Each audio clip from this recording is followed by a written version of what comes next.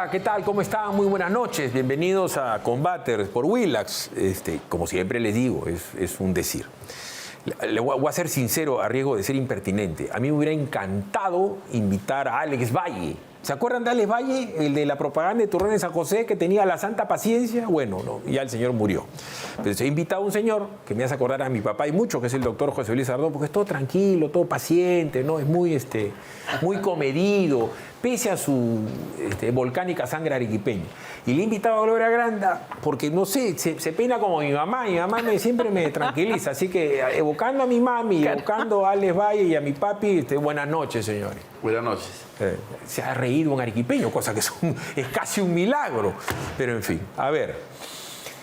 Tratando de explicar lo que está pasando con Fujimori, no sé por si acaso se está enjuiciando si Fujimori es bueno o malo, si el gobierno de Fujimori es bueno o malo. Vamos a hablar estrictamente del procedimiento de su eventual liberación. Lo que les había conversado yo en los días pasados, ayer y antes de ayer, es que algo era parecido a lo que le había pasado a Jesucito. Que el Sanedrín, que era el grupo de los grandes sabios y sacerdotes judíos, lo querían bochar, pero ellos no lo tenían como bochar, entonces le tenía que dar vuelta a ¿quién? El tal Poncio Pilatos. Y Poncio Pilato dijo, no, yo no lo voy a matar, hermano, que es el Sanedrín. Y a la hora de la hora lo devuelve, ¿es cierto? Un grupo que lo puede matar, solito dice yo no, y el Sanedrín sí lo bocha. Entonces, ¿qué ha pasado con Fujimori? Algo más o menos parecido. El Sanedrín TC le dice a un juez de Ica, hazlo tú. O sea, se lava las manos en conjunto. Y el juez de Ica le dice, no, ahora te la vas a volver a lavar tú. Eso es lo que yo creo que ha pasado con el doctor Vicente Fernández, que la verdad se ha dicho, un juez natural, se va a malograr la carrera sacando a Fujimori, muy complicado. ¿Qué cosa dice el señor Gutiérrez Tixe para complicar el tema? En sumatoria, lo que ha dicho el presidente del Tribunal Constitucional, la vicepresidenta del Tribunal Constitucional, el señor Gutiérrez Tixe, dice, el mandato es claro porque la sentencia decía que Fujimori debe ser puesto en libertad. La remisión a la validez de la sentencia disponía el juez de camino a la ejecución, pero como vivimos en un Estado democrático no quisimos afirmar el acto que tenía que realizarse porque existen los mecanismos que pueden hacer que esa decisión sea corregida. Lo que dice el juez es declararlo improcedente devolviendo el caso al TC, es decir, van a decir que sí. Y a eso se suma la opinión del doctor José Urquizo Olechea, que es abogado penalista, que dice lo siguiente. Escuchemos.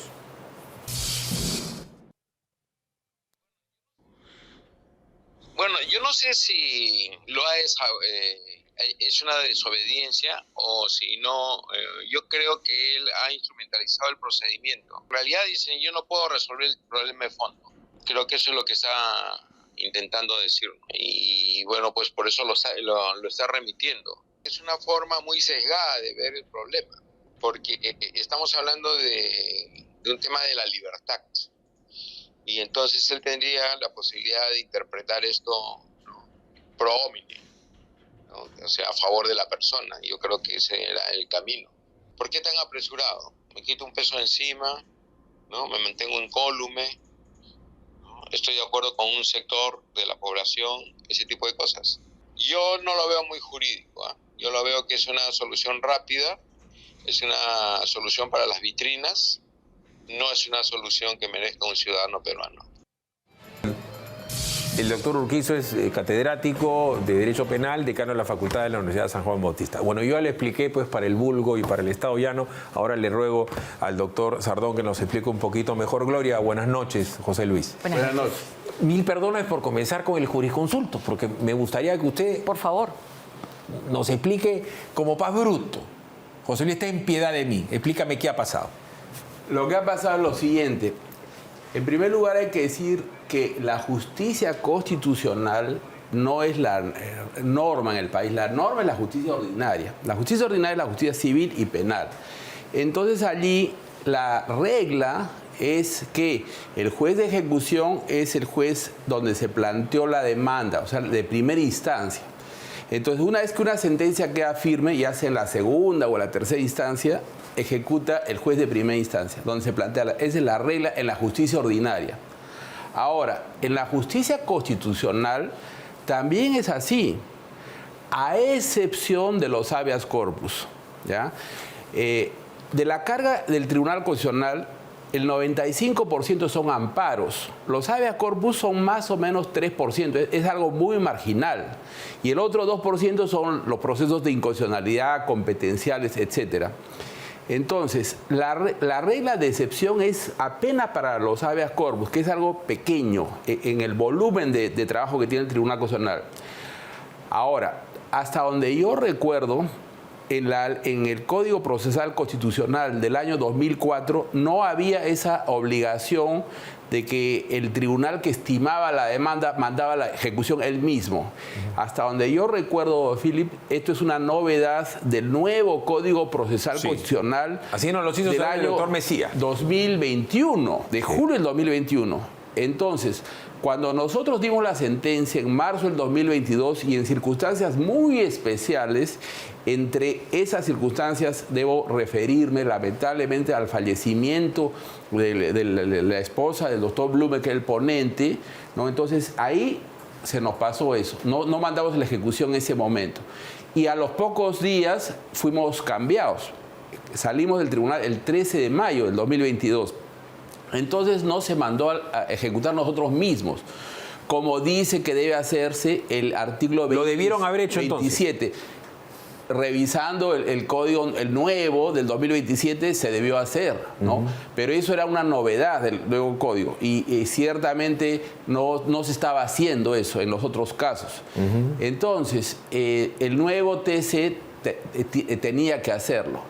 Ahora, al remitirlo al juez de ejecución, de primera instancia en lo constitucional, para que actúe como juez de ejecución, el juez también lo ha podido hacer. Pero si se apega a la letra del nuevo código, al artículo 27, bueno, efectivamente tiene razón el juez. Bueno, ahora todo indica que esto va a suceder porque ya hay 3 opiniones, cuando menos, a favor de que Fujimori sea liberado. Por supuesto. El presidente del tribunal y 2 más. El Tribunal Constitucional tiene que ordenar la ejecución de la sentencia de inmediato. Correcto. Ahora, entonces, al doctor le pidió la explicación, o Adil, a ti te pidió Gloria, la explicación política, porque acá es bien difícil separar el de si tú quieres o crees que Fujimori fue buen presidente o mal presidente, o si merece o no el indulto. Ya no es un tema de merecimiento, ya se lo dieron. Estamos hablando de la aplicabilidad del indulto. ¿Cuál es tu opinión? Bueno, el indulto, como tú lo dices, indulto humanitario, ya fue expedido, ya fue dado, ya fue concedido. Lo que menciona el doctor Sardón y nos está ilustrando es algo que se va a resolver en pocos días. Quizás la próxima semana tenga que resolverse con un pronunciamiento o una interpretación del Tribunal Constitucional. Pero el efecto político que va a tener para el país, un país no solo polarizado, sino fragmentado, ¿no? Fragmentado, va a tener un efecto sin ninguna duda de agravar más la situación política. Toda vez que además tenemos este caso de la fiscal.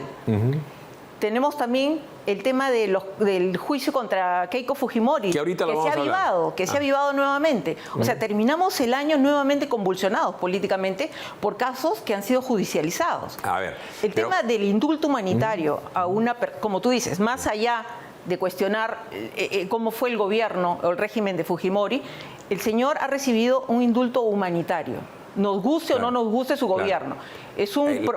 Tiene problemas de salud, tiene más de 85 años. Y hay un elemento importante y un jugador importante en este partido, que es la Corte Interamericana de Derechos Humanos, que a través de su secretario general ya metió, como se dice popularmente, su cuchara, ¿no? Y está pidiendo explicaciones. No es una cuchara, es una lámpa. Al Estado peruano. peruano. Es una lámpa con hacha. A ver. Pero solo para terminar. Sí. Con miembros de la Corte y también de la Comisión que están ideologizados. Ya está bien. Porque ese es un componente importante para entender lo que está sucediendo. Por eso digo yo te comentaba, Gloria, antes de entrar, yo puedo entender todas las ideologías, no las puedo compartir. Yo, un terrorista, también lo entiendo. A un ultraderechista, un conservador, un liberal, un anarquista. Yo entiendo a todo el mundo. Bueno, un terrorista que te pueda hacer apología al terrorismo, pero también hay lo que entiendo. denunciarlo, hay que denunciarlo. Correcto, pero también entiendo. ¿Me entiendes? Entonces, ¿cuál es el punto acá? ¿El tribunal está o no está obligado, el TC, a cumplir las órdenes? Porque lo que están haciendo es dando órdenes. Yo estoy hablando en caso genérico, no en este acá.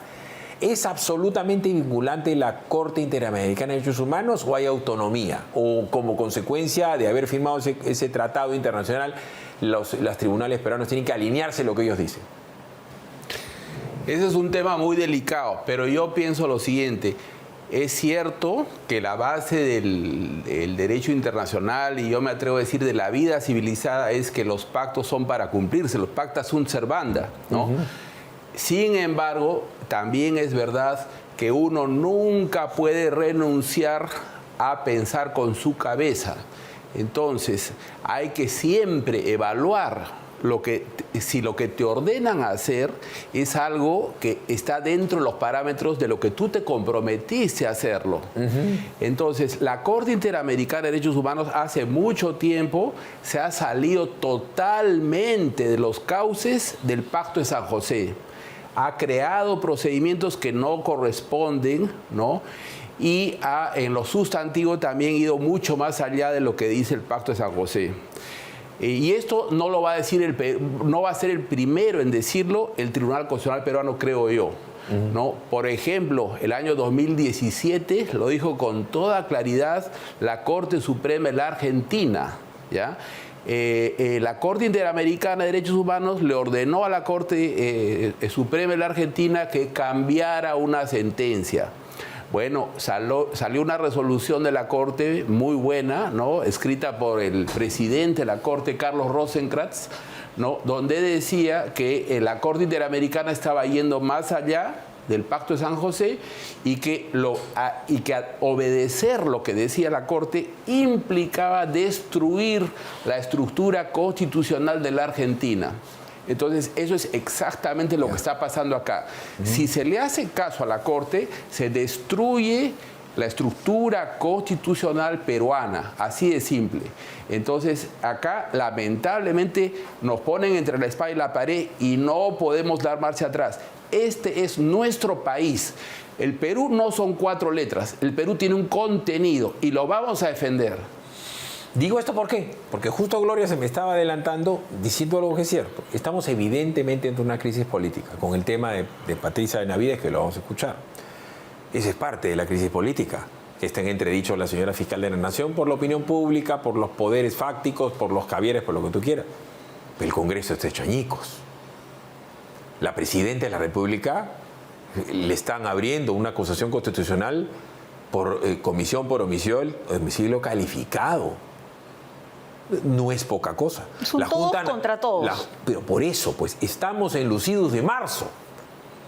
Y en ese orden de cosas también, Keiko Fujimori, casualidad, que es la hija de quien es, recién hoy el Poder Judicial ha dicho, ordenó el inicio del juicio contra Keiko Fujimori, 38 personas naturales y 2 personas jurídicas, y al partido político Fuerza Popular, MBB, Bienes Raíces, que es lo de Mar Villanela, por el lavado de activos en agravio del Estado por el caso Cocteles. Pide 30 años de cárcel para Fujimori.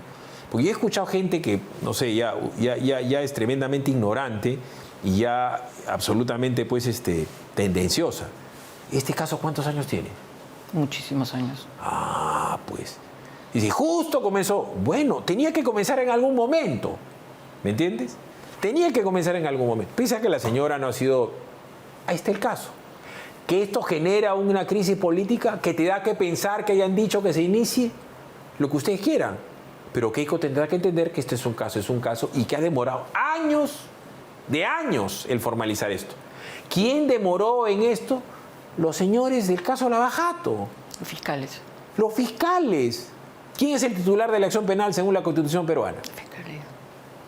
Han tenido todas las prerrogativas del caso Cocteles, lo han investigado y ellos mismos han prorrogado. Esta carpeta ha tenido más de 14 devoluciones, 14 observaciones. Y recién el Poder Judicial, una vez que han subsanado, recién acusa. ¿Eso es culpa de quién? Yo puedo contar una anécdota a que no me estoy refiriendo últimamente. A mí me robaron mi radio el año pasado en octubre. Todavía no inicia ese juicio. Acá la justicia también es injusta en el Perú per se, porque lo vimos en vivo y en directo. El caso Fujimori, ¿qué tanta vuelta le damos? ¿Cuándo ustedes firmaron lo que firmaron para que se libere en teoría a Fujimori? ¿Qué año fue? El 2022. La decisión se adoptó el 17 de marzo, pero la sentencia se publicó varios días después. Si mal no recuerdo, creo que fue alrededor del 28 de marzo, y esa es otra de las razones por las cuales también probablemente no se ordenó su ejecución de inmediato, ¿no?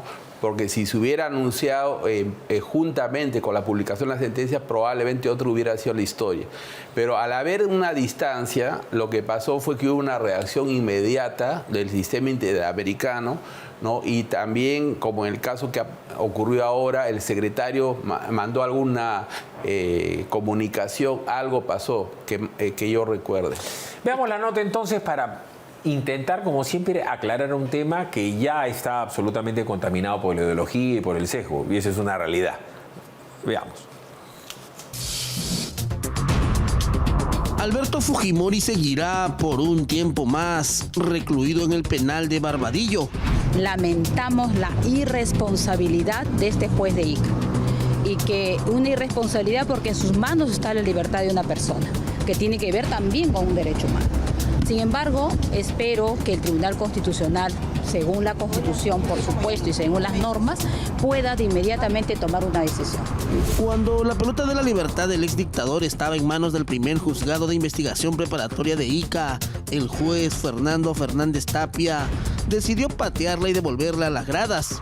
Eso en términos futbolísticos. En sencillo, el juez decidió no ejecutar la sentencia del Tribunal Constitucional y ordenó la devolución del expediente, otra vez, al TC. Y hacer justicia no significa ensañamiento, ¿no? A él se le dio un indulto humanitario. No estamos discutiendo si él era culpable o era inocente, sino si existe o no, y desde mi punto de vista sí existe, la prerrogativa del expresidente Kuczynski de indultarlo por razones humanitarias. Tener a toda la bancada, digamos, fujimorista, exigiendo cosas por el estilo. Aquí no hay nada que exigir desde el punto de vista político. Aquí hay un tema jurídico, ¿no? Que tiene su curso y que tiene sus estadios, ¿no? Y aquí, bueno, el juez ha decidido de acuerdo a sus facultades. Desde tempranas horas, el abogado de Alberto Fujimori viajó desde Lima a Ica con la intención de emplazar al juez Fernández para que tome la decisión que le otorgue la libertad a su defendido. Estoy yendo directamente a Ica para hacer presente este escrito firmado por el señor expresidente solicitando la ejecución al amparo de lo resuelto por el Tribunal Constitucional. Le pido por un criterio de humanidad al señor juez que emita en el más breve plazo el oficio respectivo y que permita al señor expresidente regresar a su hogar. Sin embargo, de nada sirvieron esas acciones de Helio Rivera. Ahora los 900 folios que fueron revisados por el juez de Ica retornarán hasta el TC, por lo que cualquier libertad para Fujimori demorará más de lo esperado. El Poder Judicial no ha avalado en ningún momento ningún comunicado de la Corte Interamericana. Por el contrario, el señor magistrado, si bien tuvo la posibilidad en este momento de ordenar la ejecución, lo que ha hecho es declinar la competencia, devolverle al Tribunal Constitucional.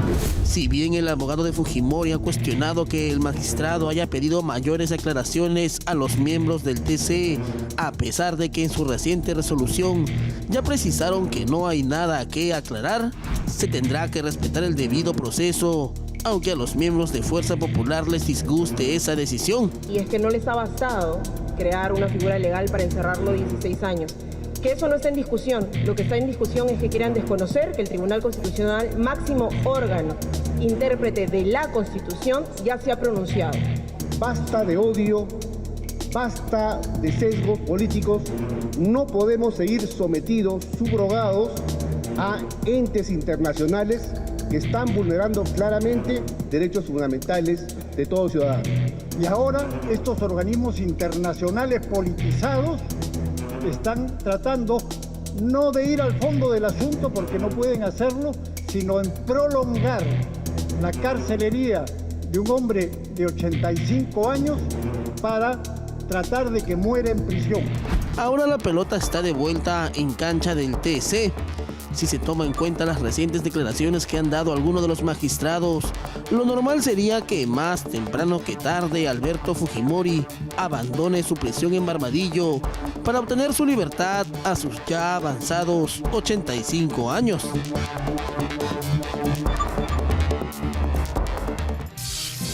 A ver, hasta el... Ojo, yo entiendo todo, ¿ah? Si un día yo estuviese en esta disyuntiva, yo no perdono. Yo no creo en el indulto humanitario. Número uno, porque nunca ha existido.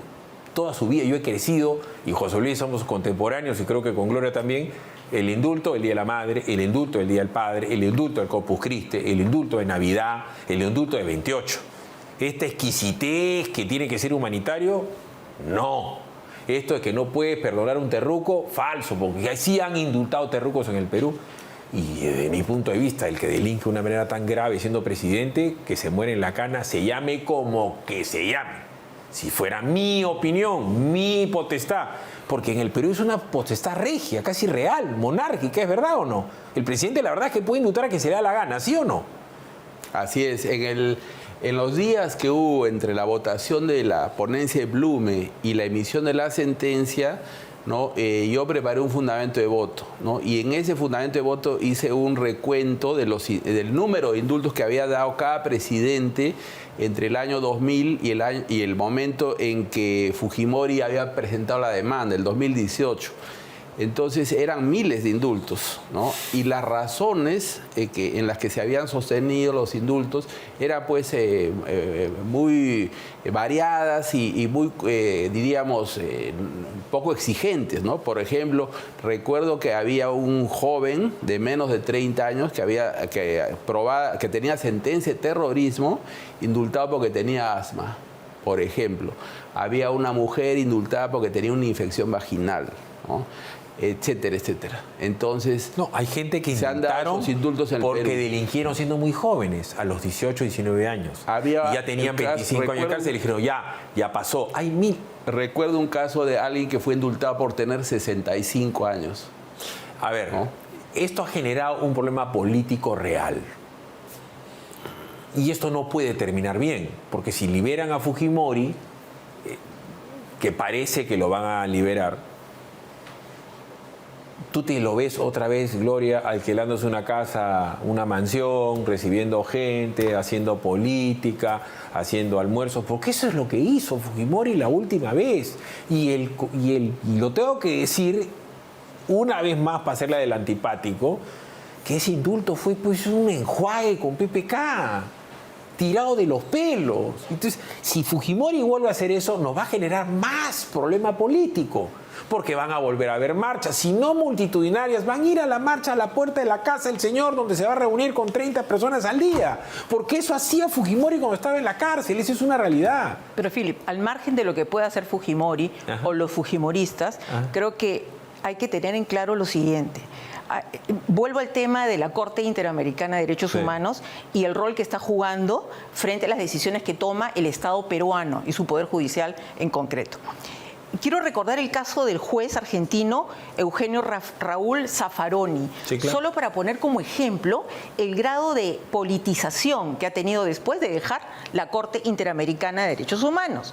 Y ha venido este año a Perú para defender nada menos que a Pedro Castillo, haciéndonos creer y explicándonos que no cometió lo que cometió, que es un golpe de Estado, ¿no? Un autogolpe. Entonces, esta persona te demuestra en su accionar y en sus declaraciones la ideologización de la que está cargado varios de los miembros de la Corte Interamericana de Derechos Humanos. Por eso es que dudamos mucho de las competencias, más allá de que como Estado peruano hayamos firmado el Pacto San José. Y como dijo el doctor Sardón, todo se pone en tela de juicio y hay un manto de sospechas sobre su accionar. Pero fíjate, los propios caviares o los comunistas dicen que no deberíamos salirnos del Pacto San José. Bueno, se olvidan que en el Perú, en debido proceso, Fujimori y su cúpula y Montesinos fueron ajusticiados y fueron a la cárcel, sin que medie la Corte, ¿cierto?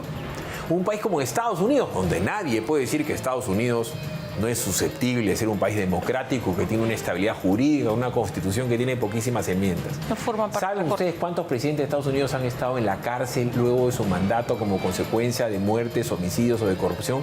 ¿Cuántos en la historia de Estados Unidos han estado en la cárcel? ¿Tienes ese dato? Que yo recuerde, ninguno. Ninguno. ¿Tienes ese dato? Ya, uno iba preso. Nixon.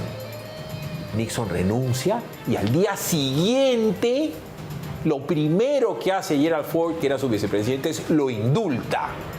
Porque en Estados Unidos la majestad del cargo presidencial impedía para el pueblo americano, sabiendo que era culpable, uno de los mejores y más capaces e inteligentes presidentes de la historia americana, Nixon, de estar preso.